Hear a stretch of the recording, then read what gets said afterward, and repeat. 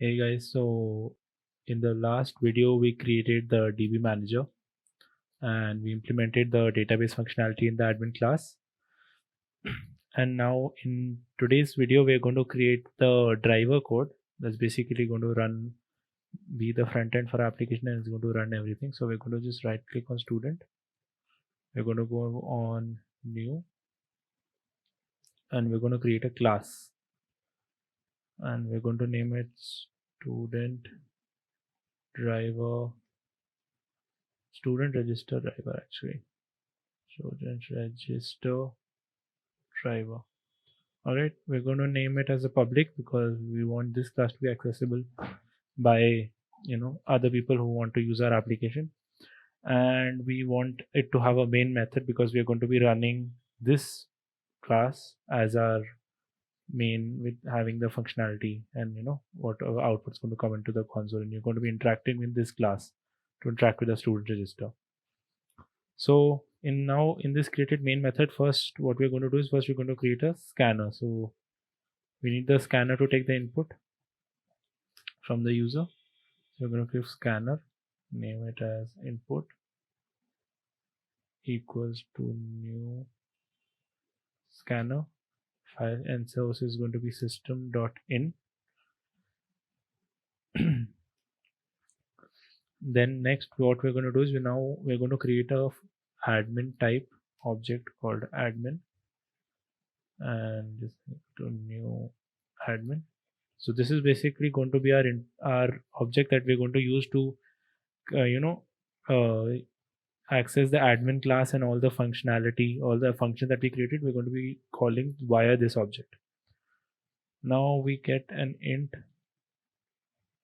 choice equals to int choice equals to, let's say, some number 10, I guess 10.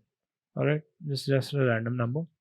Now what we're going to do with this choice is we are basically going to create a while loop saying that when choice is not equal to 0, you can keep running this loop. Why we're doing this is because we are creating a menu driven program, and we want our menu to keep popping up until we want to exit it.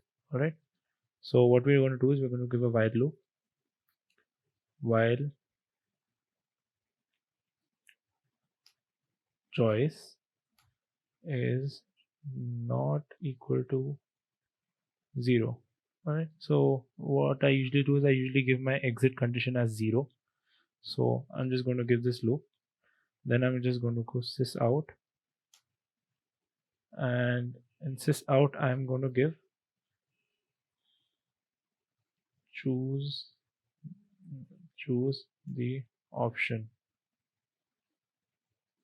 the number that you want to select. All right, and we give this as colon \n, and then 1.0 should be, say, add a student. All right, \n 2.0 should be edit, \n 3.0 should be delete, \n 4.0 can be view, then \n 5.0 can be save,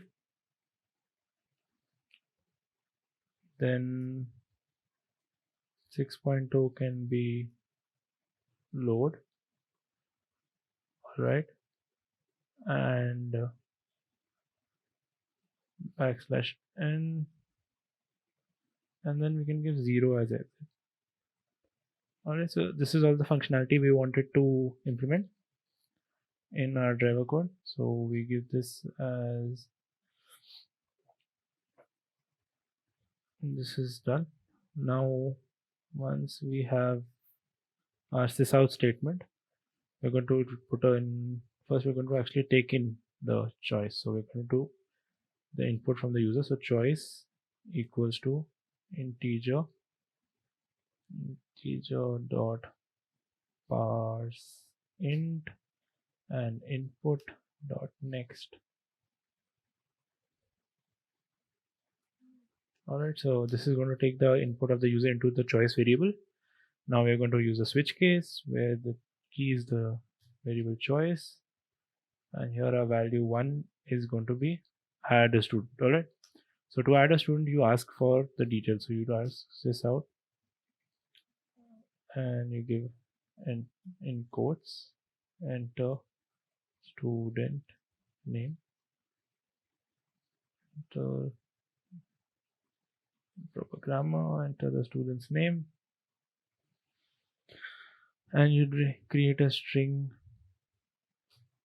name variable equals to input dot next. Then you do another sysout saying enter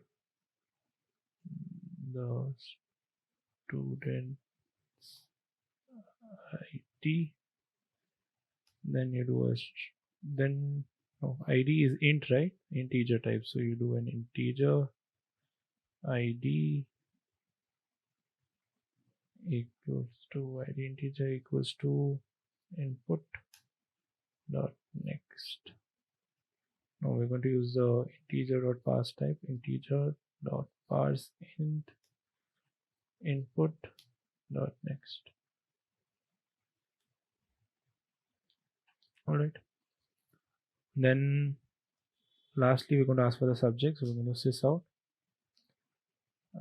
enter the students subjects comma separated or separated by comma. That will be more understandable, separated by comma. Why I'm doing this is so that I, instead of having to run a loop here to loop through the all the subjects, like keep asking the user for subjects, we're just going to ask the user for all the subjects in a one single string with commas, and then we're just going to split all those into an array on the comma. So if it's written physics, suppose he's written physics comma maths, is going to become when we use the dot split function, is going to become physics as one a value of an array and then maths as another, right? So what we're going to do is we're going to give first we're going to take this, so string subject string equals to in input dot next. Okay, now after getting this input dot next, what we're going to do is we're going to split this string. So we're going to give a string type array called subjects, and this is going to be equal to subject string dot split, and split on the basis of comma. Alright, so what this is going to do is this is going to split the whatever is the subject and subject string and on the basis of comma and give us different subjects. Now we have the details that we need for our student object, and we're just going to now add. So we're going to do admin dot, we had created the add function, add id will be id integer, name will be name, and this will be subjects. Alright, so this just adds the student. Okay, now similarly we're going to do case 2. This is edit, so we're going to just ask for the student's ID, this out, enter the I'm just going to copy this actually, enter the student's ID, you get the ID, and then what you're going to do is we're just going to call the admin dot edit function. There you have it. Now this is going to be giving an error saying duplicate. Yeah, I know. So what we're going to do is we're going to name this as edit id integer. Alright, here we're going to put the same. We're going to give it as edit id integer, and there. And don't forget the break statement. Always when using switch cases, it's important to give the break statement unless specifically your use case does not want that. Okay, now we have our add, edit. Now we go to delete. So sys out, same we need, right? We need to, whichever student we need to delete, we just get his id and we name this as delete id integer. Then we call admin dot delete id integer. Give a break statement. This is done. Now case 4. Case 4 was save. Case 4 was view. Yeah, case 4 is view. So we do admin dot view. This does not require any parameters. Pretty easy. Case 5. Oh, and don't forget the break statement. Break. Alright. Now case 5 is going to be save. So we'll just give the user an intimation saying sys out, saying we are saving,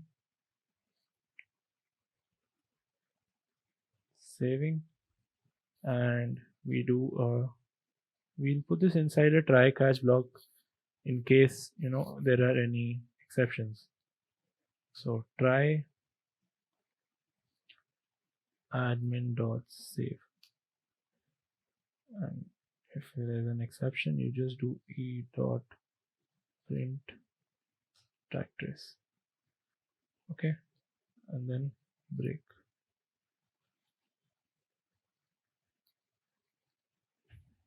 Then next we do case 6. So case 6 is load. So we do sys out loading, and I'll show you that why I have to put an try catch block for save and loading and why not the others. So if I do save.load, it's going to show me an error saying that sir, it's multiple exceptions have not been handled. So for that, what we do is we just surround it with a try catch block, and you can either catch specific exceptions and do something about them, or you can just catch a big larger exception saying with the exception class, which is a parent class, and just print that. So both ways are fine, both do the same thing.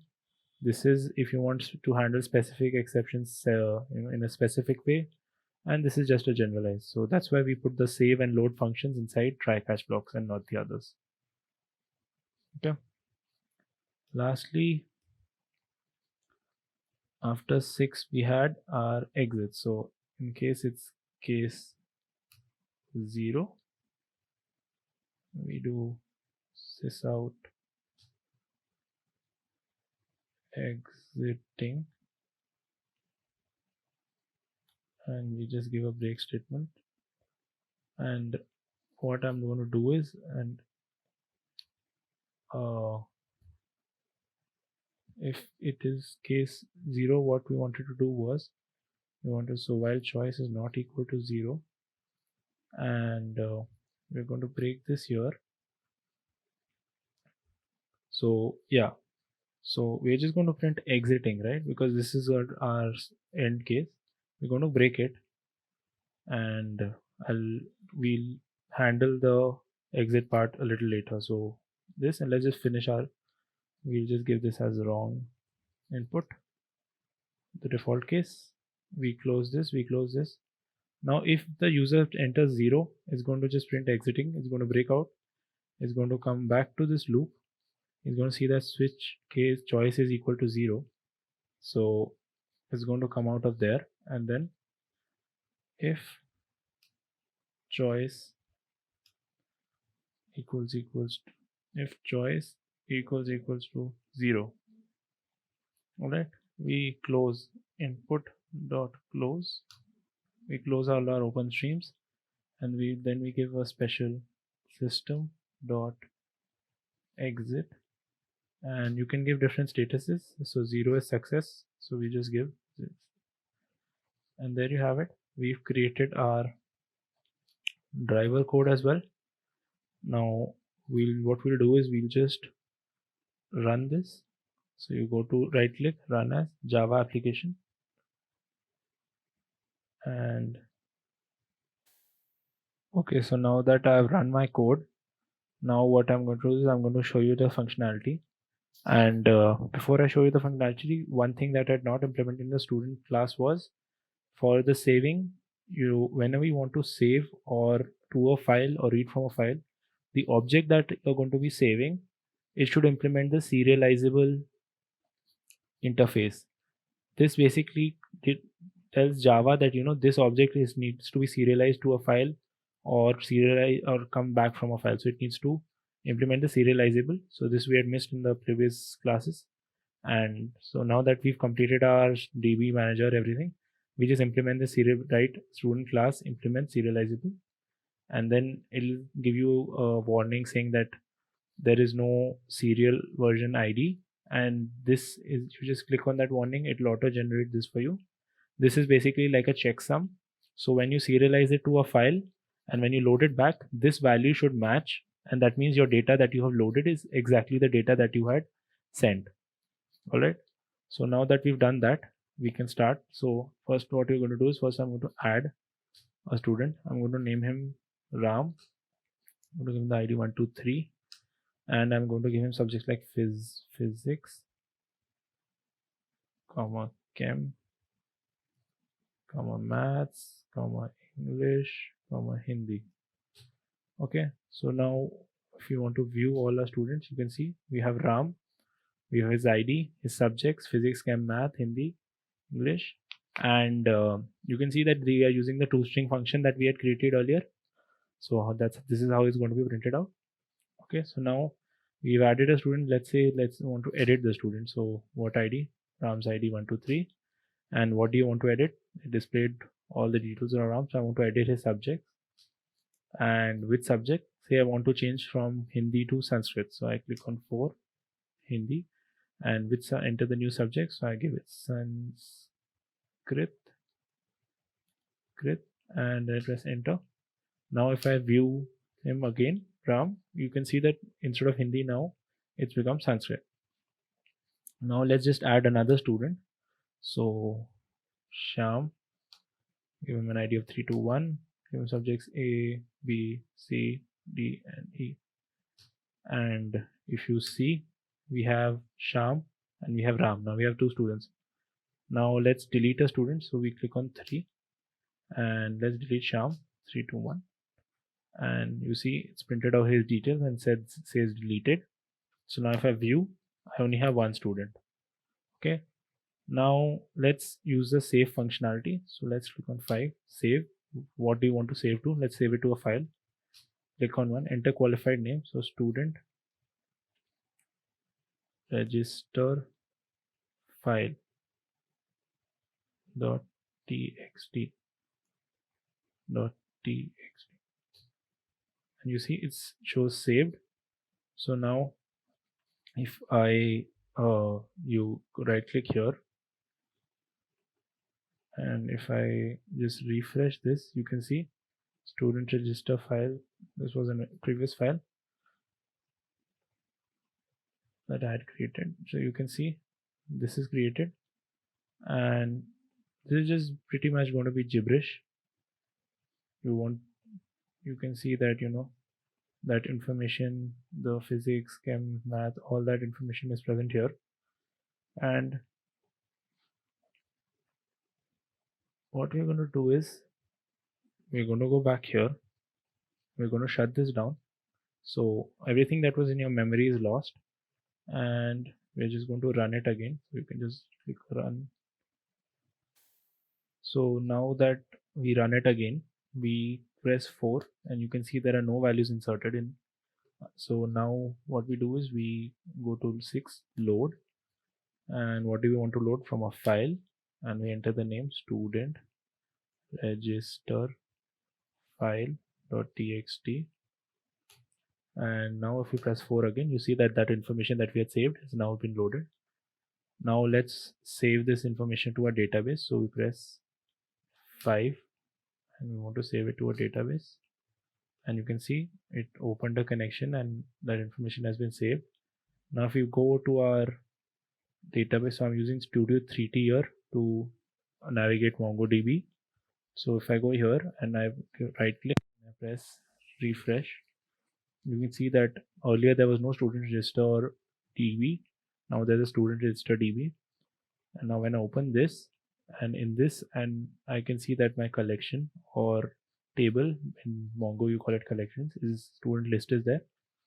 And if I open this, I can see that that information Ram has been present. Here's his name, this is his student ID, and here are his subjects. Right. And now if I want to, if I now what I'll do is I'll shut it down and I'll restart it. And now what we're going to do is now we're going to load that information. So if you press 4 again, you see no values inserted. Now you press 6 load. You want to load it from a database, and you see it opened a connection to this. Now if we press 4, you see that information has come back. So this was the basics. And lastly 0, exiting, and you see the code has been terminated. So this was the student register project. If you have any doubts, if you need any help or any clarifications on any part, you can just drop us, and you can just write it in the comments. I'll get back to you as soon as possible. I'm going to be posting this code on GitHub as well. I'm going to be hosting it there. So if you want to pull this code and you want to tweak it a bit, you want to work with it, I'll be putting the link in the description. You can visit it from there. So thanks a lot. Stay tuned. Subscribe for a new future series. We're going to be doing a lot of interesting stuff. So stay tuned. Thanks, guys. Bye. Subscribe and press the bell icon to get notifications for our latest videos.